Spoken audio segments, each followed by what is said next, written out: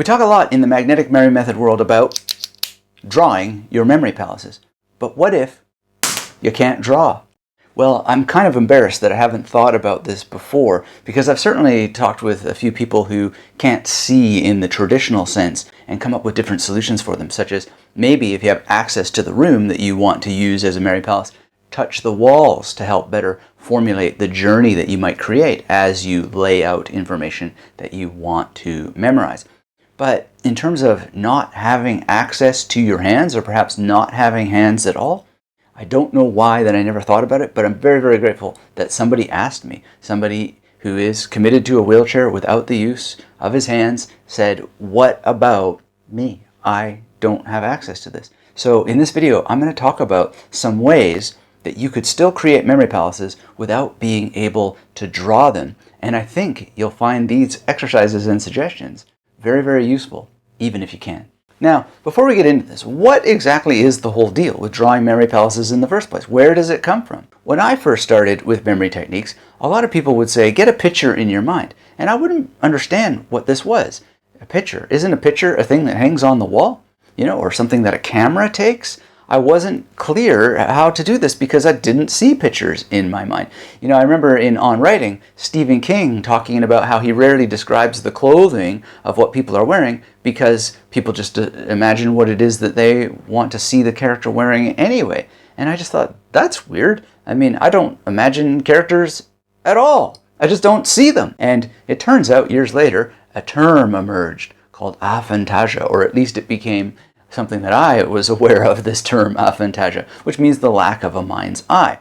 So when I was first reading these memory techniques and they're talking about, get a mental picture in your mind of a location that you're familiar with, it just didn't make any sense to me. But I was looking through some of the older books and I saw some of the different things, like Robert Flood made these images, and Giordano Bruno has a number of images of what memory palaces might look like. Lots and lots of different kinds of geometrical arrangements of what memory palaces could be.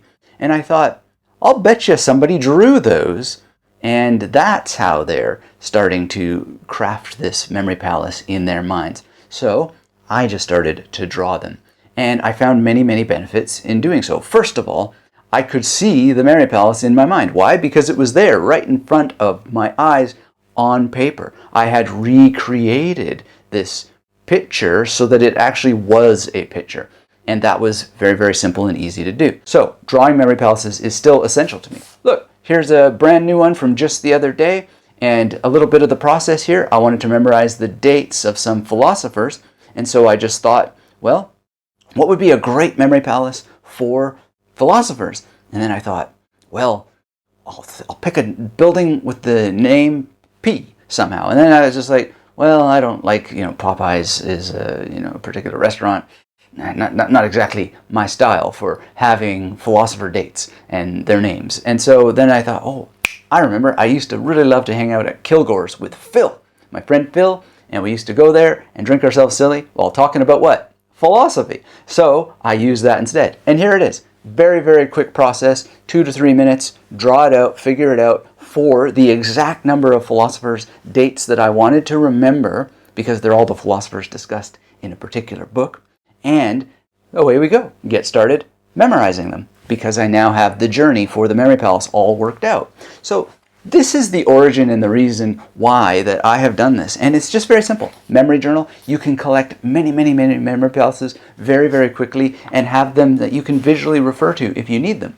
But I have found that after they're drawn out, I just simply can refer to them, perhaps not visually, but logically.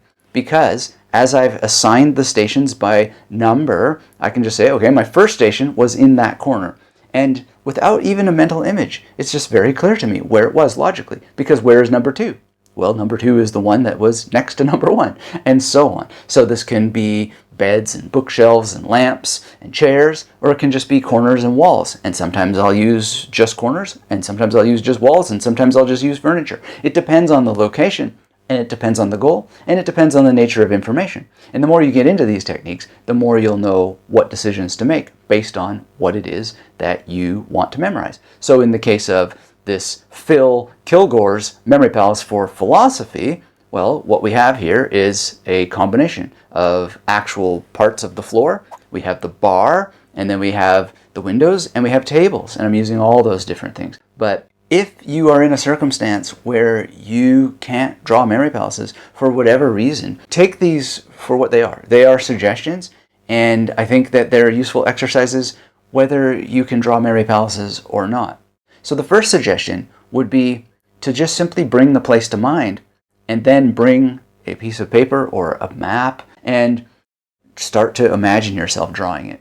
Can you, if it's not painful for you to do so, because some people might regret the loss of their hand to the point that they wouldn't want to actually engage in such an exercise, but if it's not psychologically harmful to do so, just imagine drawing out that memory palace. This would strengthen not only your mind's eye, but it would strengthen your spatial awareness and your spatial memory by exercising that level of your spatial memory. And you may get multiple benefits out of just imagining that, whether you can or cannot use your hands.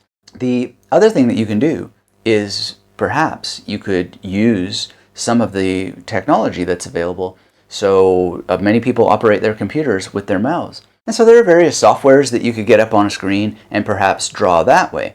But I think that you'll get great benefits just from doing it mentally. And you don't have to imagine a hand drawing it. You could just imagine it being animated as if magically, and that could help you plan out your journey. The whole point of drawing the memory palace is to help you save time later so that you're not making mistakes. You're not thinking, well, I should have went left there instead of right. And, that's a secondary benefit after I figured out, well, I need to somehow see the memory palace technique in order to be able to use it. But then I later saw, oh, wow, this helps me really make a strategic journey.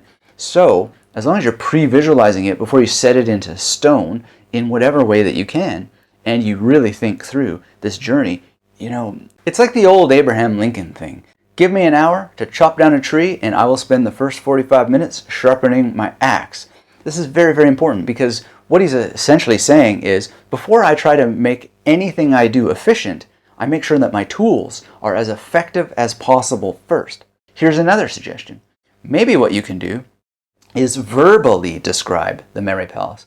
So for example, if you're not able to use your hands, you might have a speech recognition software that you use to write emails and all kinds of things that you might need to use verbal commands for. So why not verbally command the memory palace? And just as a quick example, if I were to verbally command my Kilgore's memory palace into being, it would be a process something like this. I'm going to start with station 1 by the hallway that leads to the bathroom. Then I'm going to move directly to where the bar starts, and I'm going to use the bar using the rule of threes. So the left side of the bar, the middle of the bar, and the right side of the bar. And that's where we're going to have Spinoza, Leibniz, and then Hume, right? So those were my 3 people that I had there. And the beauty of it is I was like, who is over there? Oh, right, Hume. And then after that is Kant. So you can just verbally relate it. Now, is this the most efficient and effective way to do it? I don't know, but I found it very interesting just to do it now as an experiment. And I can see that, there's going to be maybe some refinement over time. But if you want to get into this, you could just allow yourself to experiment, see what happens, see if you can improve the practice, see if you can become a master of creating verbally dictated memory palaces. And you can perhaps edit it and refine it later. Maybe you just use bullet points on the screen. So, ask the computer to put up a bullet point and say, station 1, hallway entrance, station 2, left side of bar, station 3, etc. Another technique that you could use, which may require the assistance of somebody to help you, but I'm sure they would be very happy to help you, is to take photographs of certain locations and then import them into something like PowerPoint or Google Slides. And then if you're at least able to switch through them, you could have the memory palace essentially play out for you as you're working with it. And that same individual could perhaps help you import some images that serve as your associations. So if I'm thinking of the dates for Descartes, which I think should be 1596 to 1650, let's have a little look. Ooh, test time. 1596 to 1650. Is that what I said? I think so. I could just have on my Google Slides, and if I needed somebody to help me do this, I could do this, is I have a picture of George Bush with another picture of Wonder Woman with her lasso right? I'm not even sure how you say that. Lasso? And so it's just there together, standing in that hallway in Kilgore's, and that helps me remember those dates.